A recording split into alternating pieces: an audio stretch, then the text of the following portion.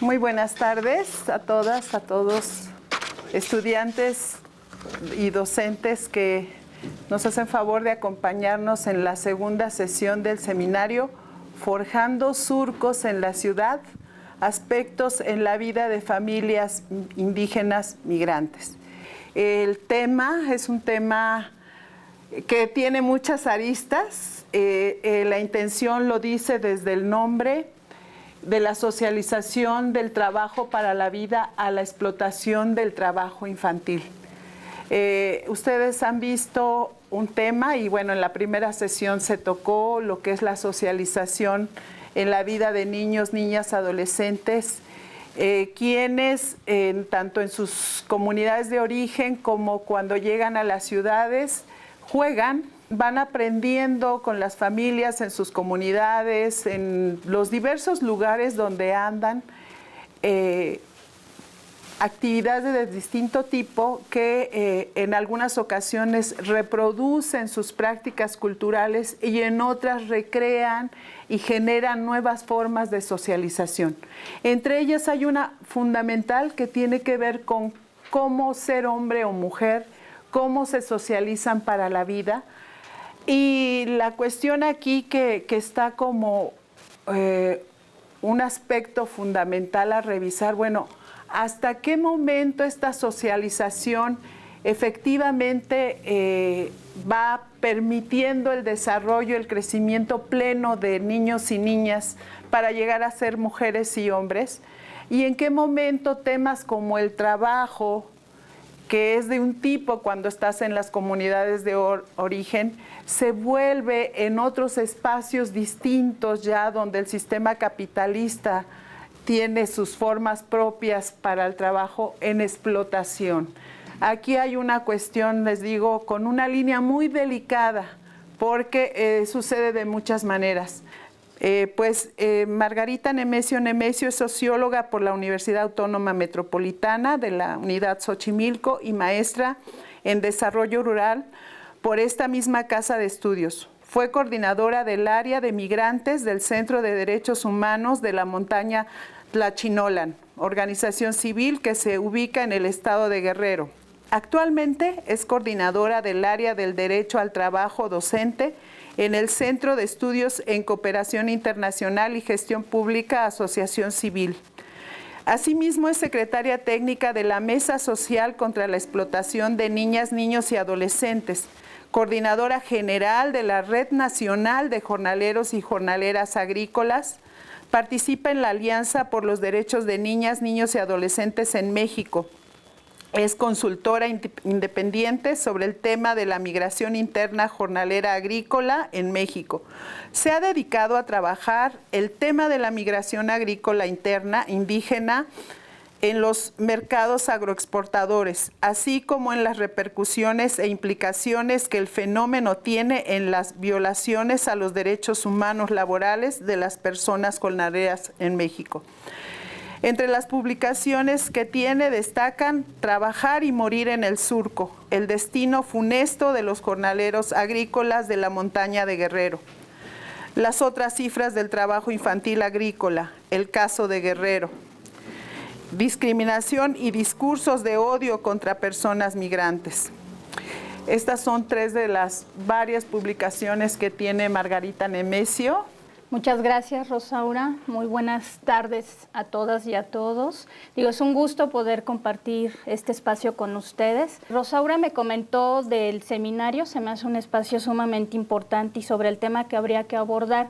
Por lo general es un tema que a mí me gusta, aunque siempre hay, como lo decía ella, líneas muy finas, ¿no? Demasiado finas, que si a veces no se tienen como los tintes o el universo para poder comprender la situación, a veces podemos encaer en comprender la situación de una manera o lo que viene al final, que es esto de explotación del trabajo infantil, de otra, ¿no? O sea, tiene sus mismas complejidades, ya no solamente la socialización, sino lo que denominamos o conocemos como explotación infantil. Empiezo primero con que se fijen bien quiénes son las personas que están en las dos imágenes. La primera de ellas verán que es un matrimonio. Es una familia de Guerrero que está cosechando chile en un campo agrícola del municipio de Escuinapa, en el estado de Sinaloa, y las manos que ven abajo es de una compañera de una comunidad vecina, son familias MEPA, que por lo general en el castellano les decimos tlapanecos, ¿no? El pueblo originario se llama MEPA. Entonces la compañera acababa de terminar de cortar chile y estábamos platicando, y la imagen que ustedes ven es cómo le quedan sus manos después de cada cosecha del chile, ¿no? Esas imágenes las vamos a retomar al final.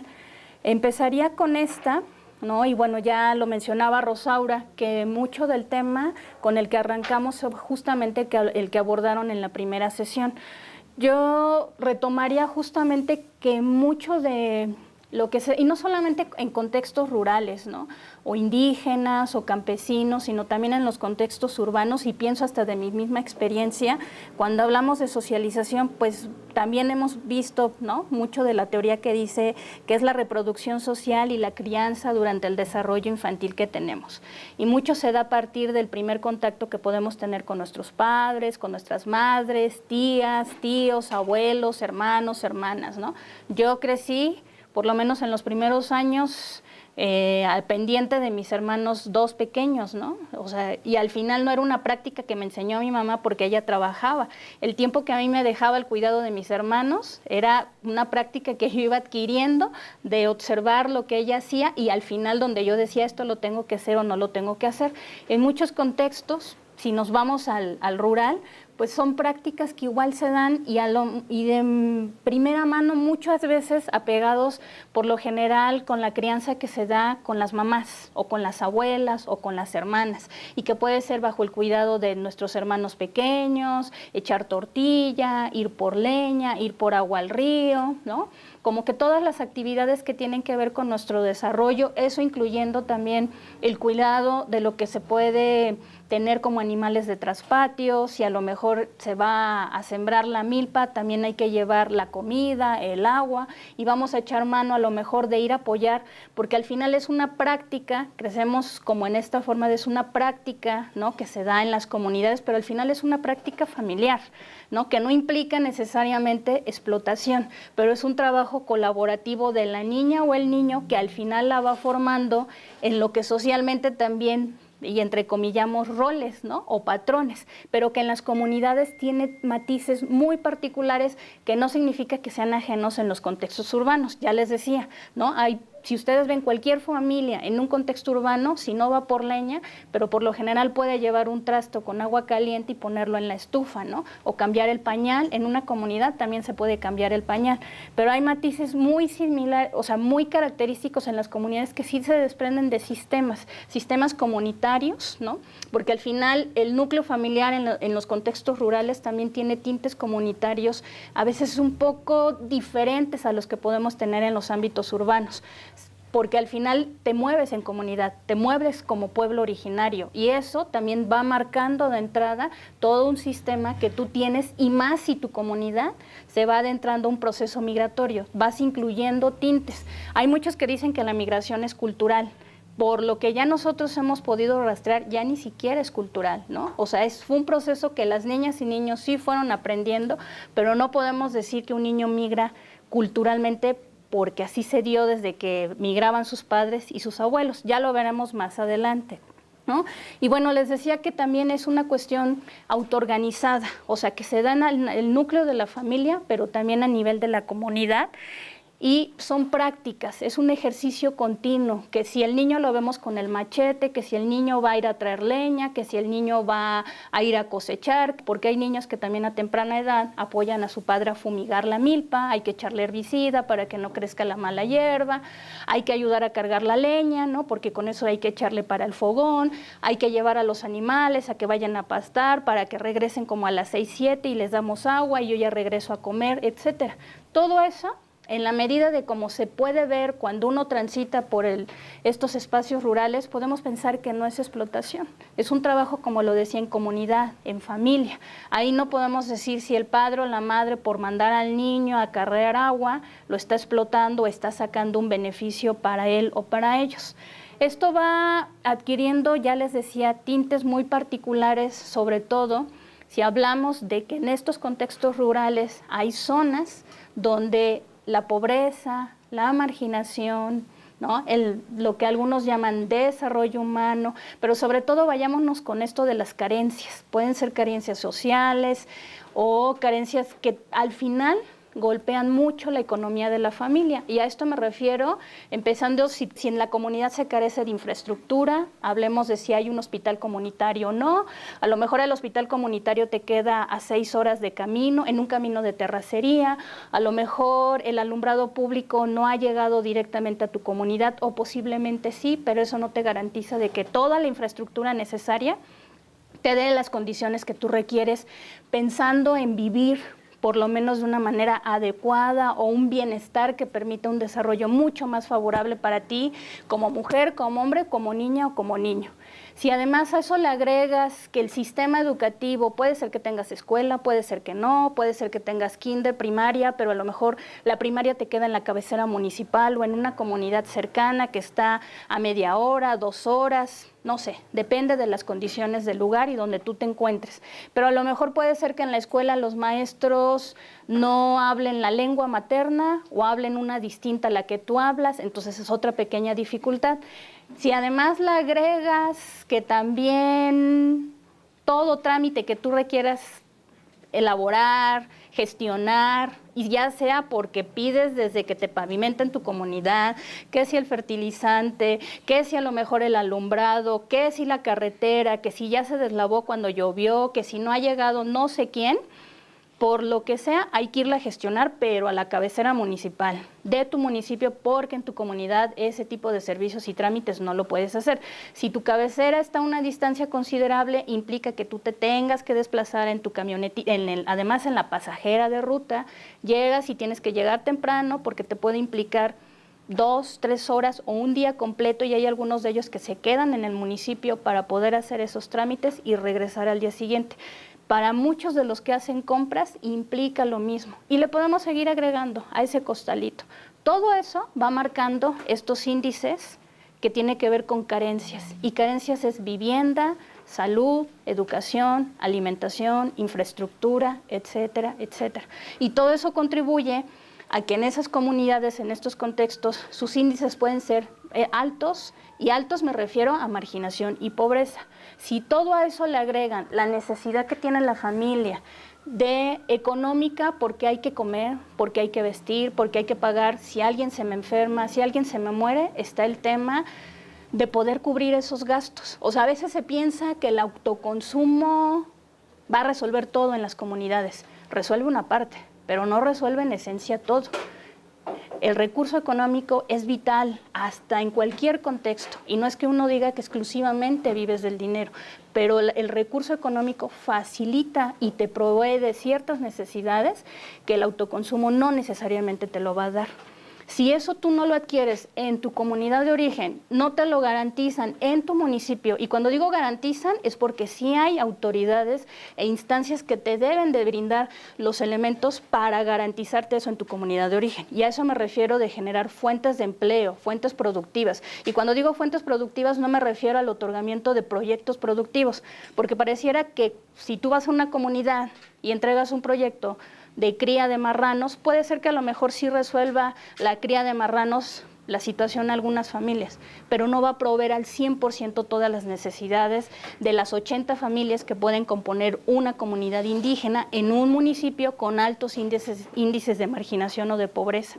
Entonces, al final, todo va como junto con pegado, pero si el enfoque está orientado a unos esquemas donde al final no beneficia y no de manera estructural no se comprende todo esto que yo les acabo de mencionar, la única alternativa para muchas familias históricamente, porque hablamos de que esta práctica que yo les voy a ir mencionando y mostrando en imágenes es de 100 años. O sea, antes de la Revolución ya estaban estas prácticas en fincas cafetaleras o otro tipo de productos que había, pero eran fincas que se dedicaban a una producción donde empleaban mano de obra. En ese entonces sí se les denominaba con toda claridad esclavos o esclavas, ¿no? Ahora les llamamos jornaleros o jornaleras, una forma institucional decente de seguir nombrando la explotación en México, ¿no?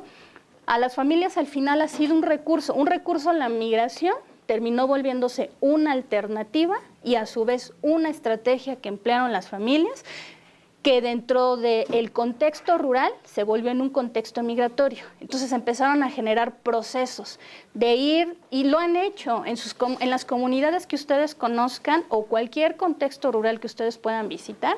Van a ver que hay comunidades que van a echar esto de la mano vuelta o dicen, necesito un peón para hacerme un trabajo de un ratito, ¿no? Que me deshierve. Y se va y le pagan 100 pesos y es con el vecino en la comunidad de al lado. Estas prácticas se fueron haciendo de manera con tintes laborales, por llamarlo de alguna forma, ¿no? Con los esquemas productivos que se empezaban a formalizar un poco más en México, y esto llevó a que entonces la mano de obra empezara a tener ya una jornada de trabajo, un salario y condiciones. Y cuando digo condiciones las entrecomillo porque les hablo, vayámonos no a 100 años, sino a lo mejor a los primeros abuelos con los que yo he platicado, dicen que llevan 40 años en este tipo de práctica. Entonces vayámonos como a esos tiempos. Fueron a Morelos, a Acapulco, ¿no? A Puebla, Veracruz, y de ahí tenemos 22 estados de los 32 que componen nuestro país, que son estados agricultores, o sea, que son estados receptores de mano de obra jornalera o migrante jornalera. Hay muchas formas de denominarla. Por eso digo que en esta parte es importante considerar justamente el contexto. No podemos hacer un análisis y hablar de cuál es como el acercamiento que pueden tener las niñas y los niños en este tipo de socialización si no comprendemos todo el contexto que gira en torno a ellas y a ellos.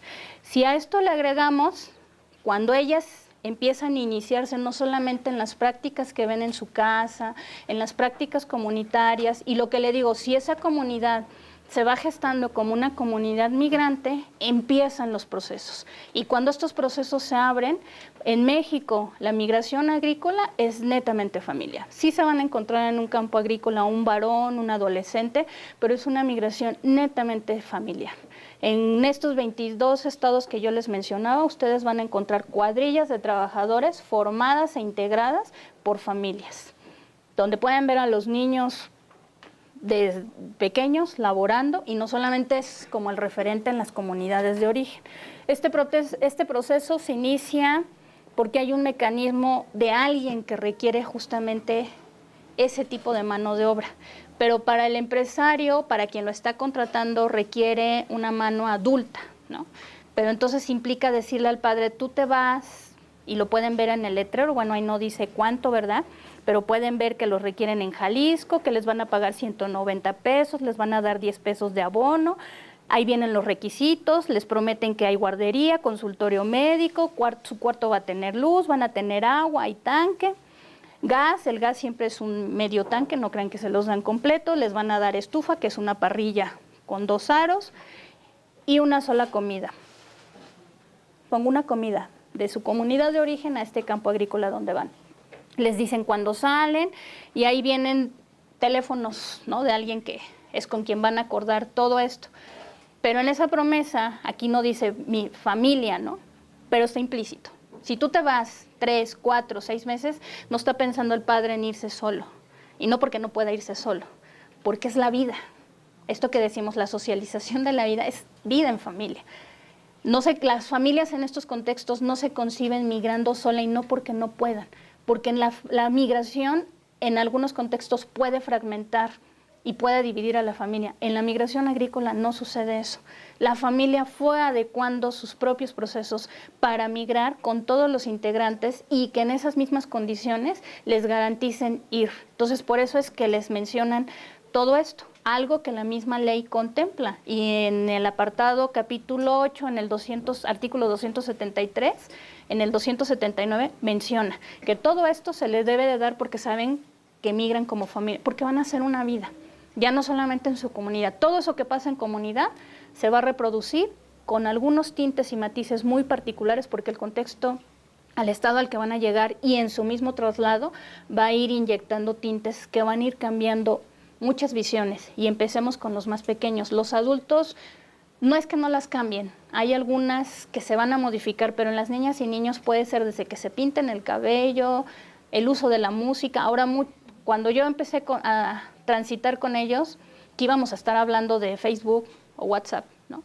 Hay algunas imágenes que les voy a mostrar que ahora me las comparten ellos por WhatsApp o las suben ya abren su Facebook, y en su Facebook suben imágenes del trabajo que hacen en el campo.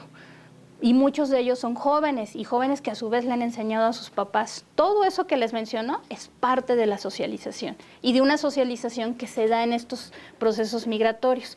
Y esta cartulina abre parte de ese proceso, de esa socialización, pero ya no solamente socialización de la vida, sino socialización familiar, laboral. Porque el niño, al final podríamos decir, pero le están preguntando no si se quiere ir a Jalisco, si sabe que va a ir a cortar pepino, sabe que va a dejar su casa, que va a dejar a las gallinitas, ¿no? A los puerquitos en la casa, ya no va por agua al río, ¿no? ¿Qué implica?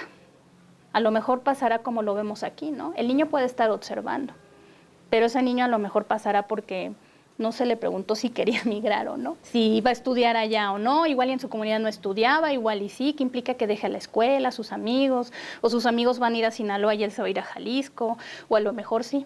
Al final empieza el círculo de la vida, que es este proceso, ¿no? Él empieza, y puede empezarlo desde que está en el vientre de la madre, puede empezarlo desde recién nacido, puede empezarlo desde que tú lo registras y te dice, mi niño tiene 1 año, 3 meses, hasta como el chiquito que van ahí, ¿no? 8 años, pero que al final pareciera que es una actitud subordinada, su decisión, a la de los padres, ¿no? Y así empieza.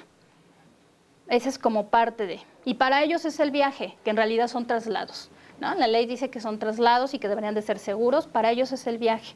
Y son viajes que... Y todo eso se los menciono porque son elementos de socialización. Socialización ya en un ambiente y en un contexto migratorio. Para ellos son aventuras irse en un camión, ¿no? Esos viajes en autobús ha implicado 5,000 kilómetros de distancia o más, si el autobús se te descompone. Son modelos viejitos, hay que decirlo. Hay algunos que, los que me mandan de Baja California son turísticos, entonces vienen un poco más cómodos, ¿no? Pero por lo general son modelos ya ochenteros y de los 90s.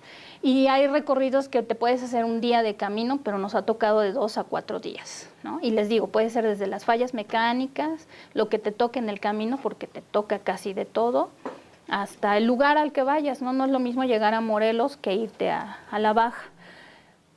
Y al llegar allá, pues el primer escenario al que se encuentran como familia, y principalmente si nos vamos a la figura de niñas y niños, es eso, ¿no? El tipo de condiciones, cómo se rompe o se puede fracturar, o no se fractura, pero es cómo compones el espectro, ¿no? El imaginario de tu hogar, en tu comunidad, a un campo, ¿no? Donde además vas a vivir con varios y varias, donde vas a un surco, donde te vas a meter a trabajar, donde pues lo van a ver como lo ven en esa imagen, ¿no?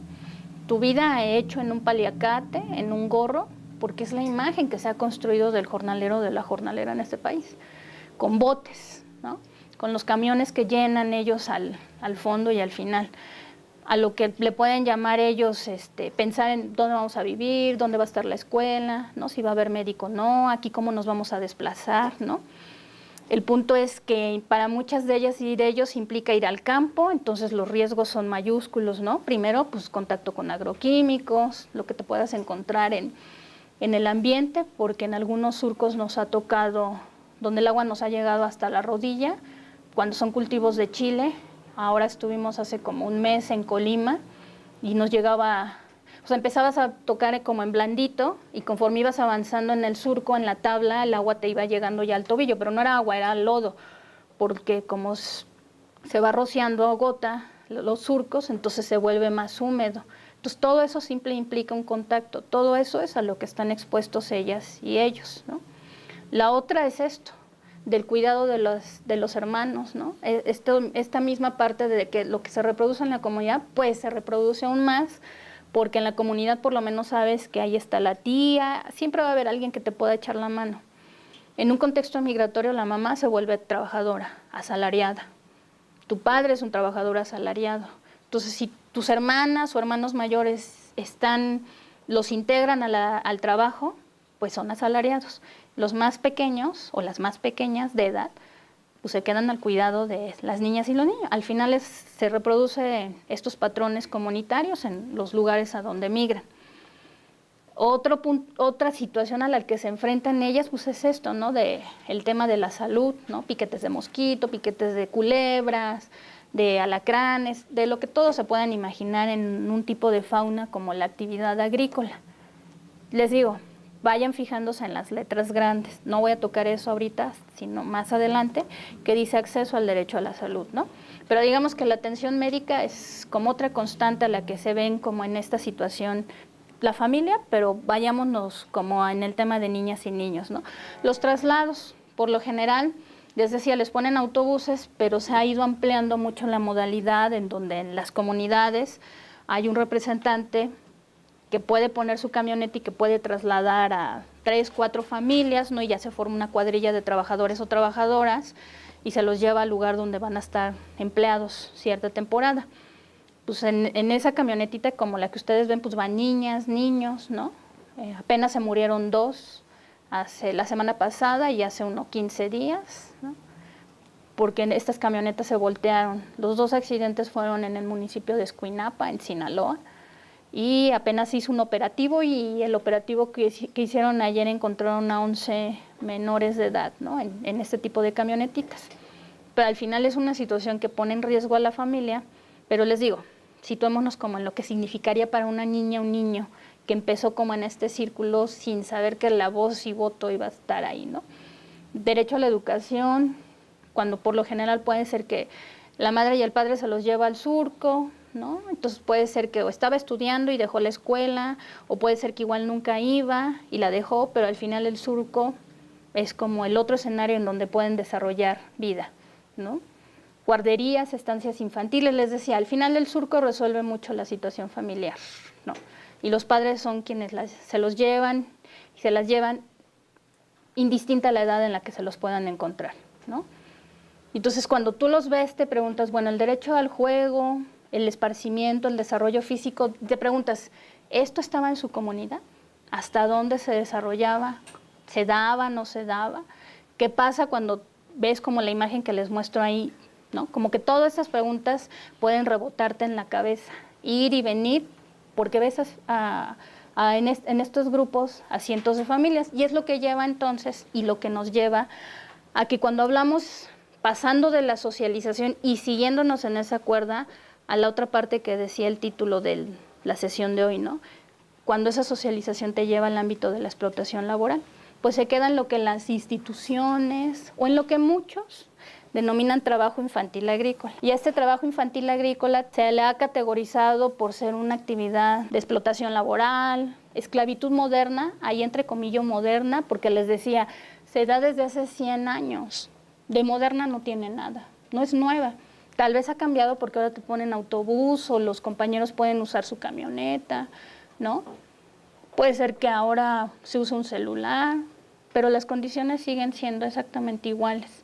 Pero al final se ha adecuado tanto la ley por proteger eso y por garantizar que ciertos derechos mantengan el matiz de procurar y proteger a la niñez en México, que justamente está orientada en pensar que la socialización se dé en un ámbito decente, ¿no? Entonces se han creado leyes como esto de la trata de personas con fines de explotación laboral, y les pongo en grandote hasta abajo, ¿no?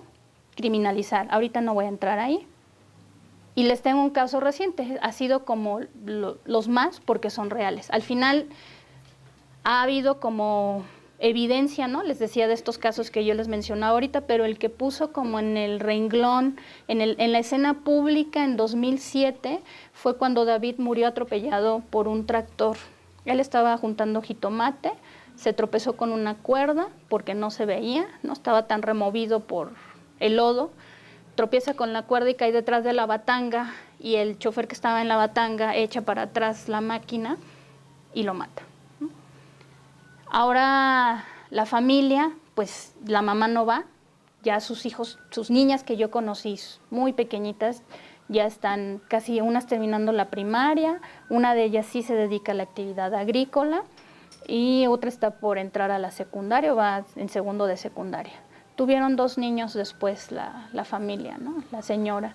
Estos niños son cuates y uno de ellos, bueno, ahorita ya tienen 10, o sea, esto fue en 2007, ella se embarazó, sí tendrán como unos 8 o 9 años. Uno de ellos se llama como su hermanito, ¿no? David, y el otro Nicolás como su abuelo. Digo, se los comento porque al final son como los escenarios que quedan, porque el escenario que quedó de 2007 a la fecha es eso. Hay niños y niñas que se rompe la socialización porque se les explota, y quienes los explotan son sus padres por llevárselos al campo. David no hubiera muerto si no estuviera cortando jitomate ese día ahí. El punto es que cuando sigues la vida de David, la de la familia de David, en 2019 te das cuenta que la familia sigue migrando. Va el papá y la hermana, ¿no? Su otra hermana que ya se casó está en Sinaloa. Su otro hermano que ya tiene familia está en Sinaloa. Los más pequeños están en casa porque fue la solución que encontró la familia. Y con eso, entonces entro en el terreno que es como la parte que... Es como la otra línea, les decía, como lo fino de todo esto, ¿no? Se los puse en un escenario así, porque es así como a veces institucionalmente se ve. Todo lo que yo les mencioné, al final recae en este otro escenario, ¿no? Y ahora me sitúo no solamente en, tratemos no solo de ver a niñas y niños, por eso insistí desde un principio que es una migración familiar.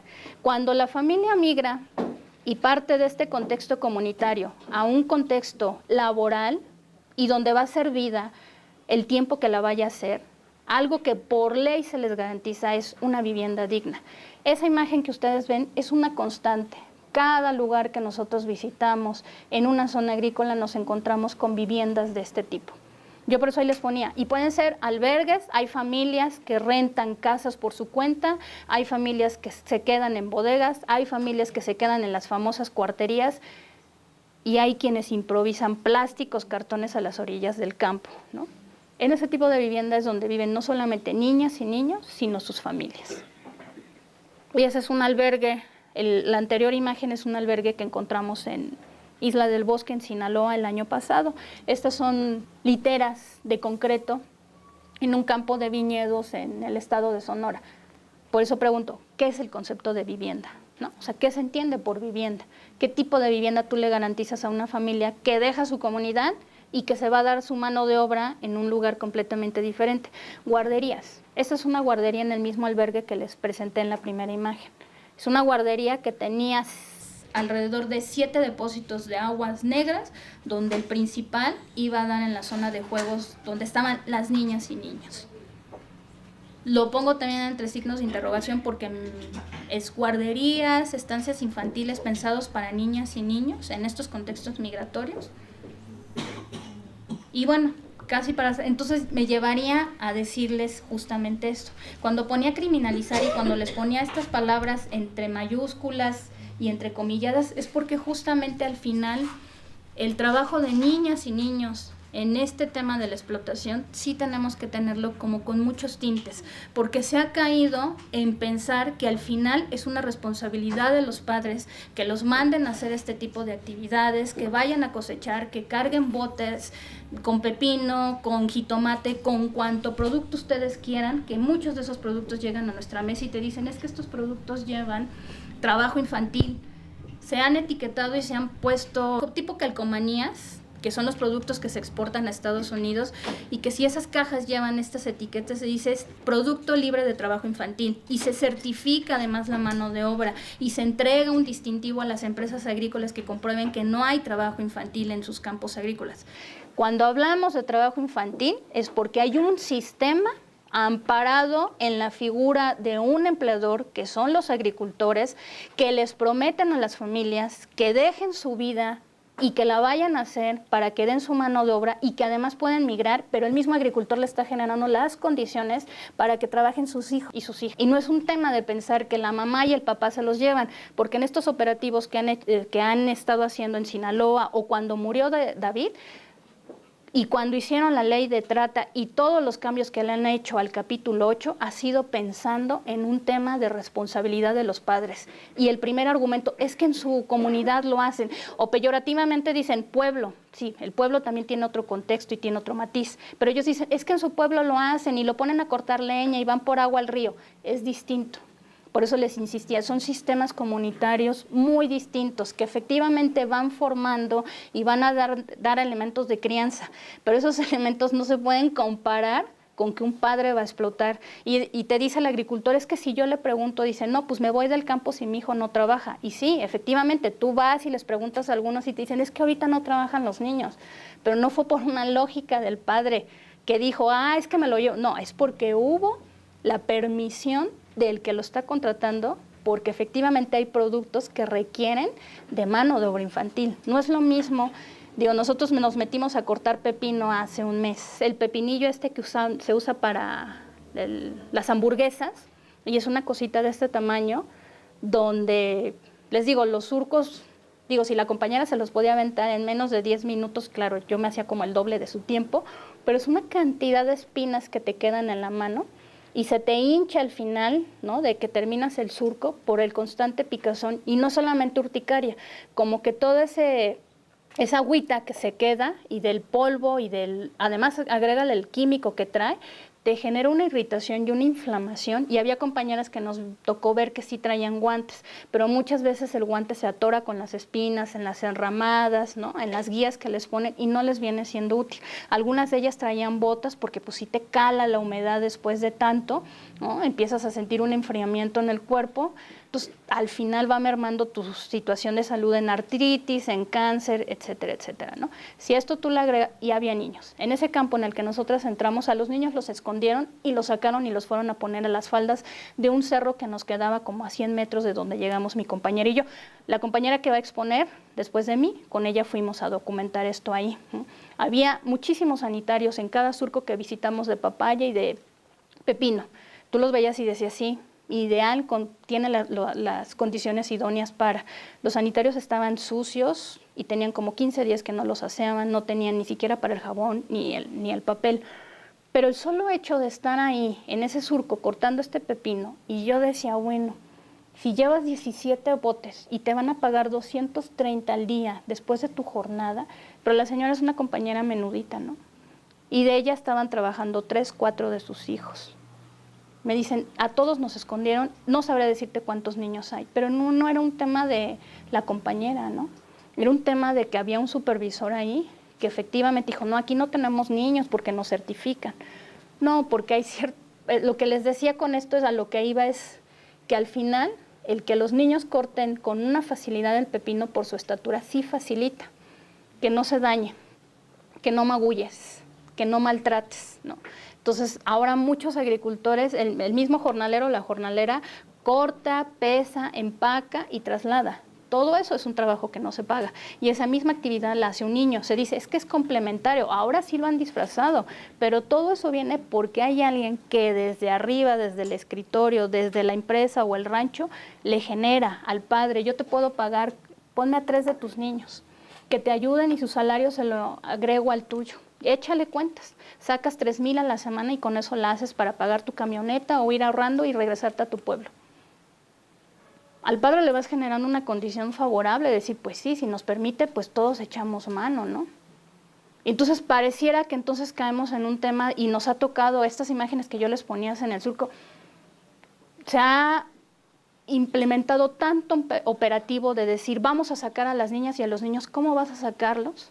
Si de entrada hay guarderías como las que les acabo de mostrar.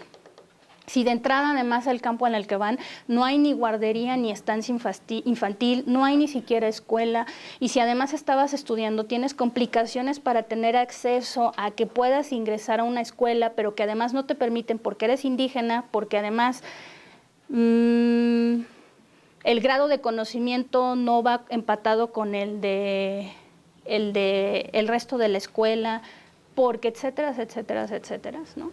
El tema de salud, les dije, no es un punto donde solamente te tengan que dar, y eso pasa para cualquiera de nosotros. El tema no es de que vayas y pidas una consulta médica. El tema es tu derecho como persona a que te den tu derecho a la salud, y eso implica la atención médica y que además en ese hospital, si eres de una comunidad o de un contexto indígena, intérpretes y traductores. A veces se cree que por ponerte un traductor se soluciona el tema. Es distinto un intérprete que un traductor. Y cuando se migra en estos contextos hay que pensar que van niñas y niños que puedan hablar el español, pero que también hablan una lengua materna o un idioma.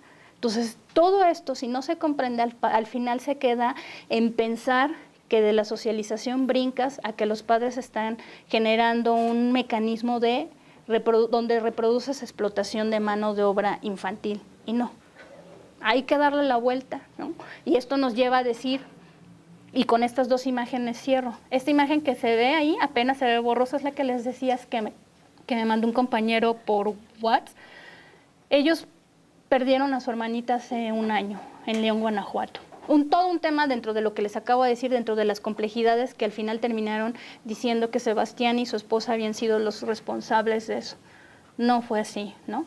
Muy largo de explicar para el tiempo que queda, entonces yo nada más llevaría a cerrar que cuando hablemos de esto y pensar en este tema de niñas y niños, siempre es importante pensar que también los niños sueñan, que también los niños anhelan, ¿no?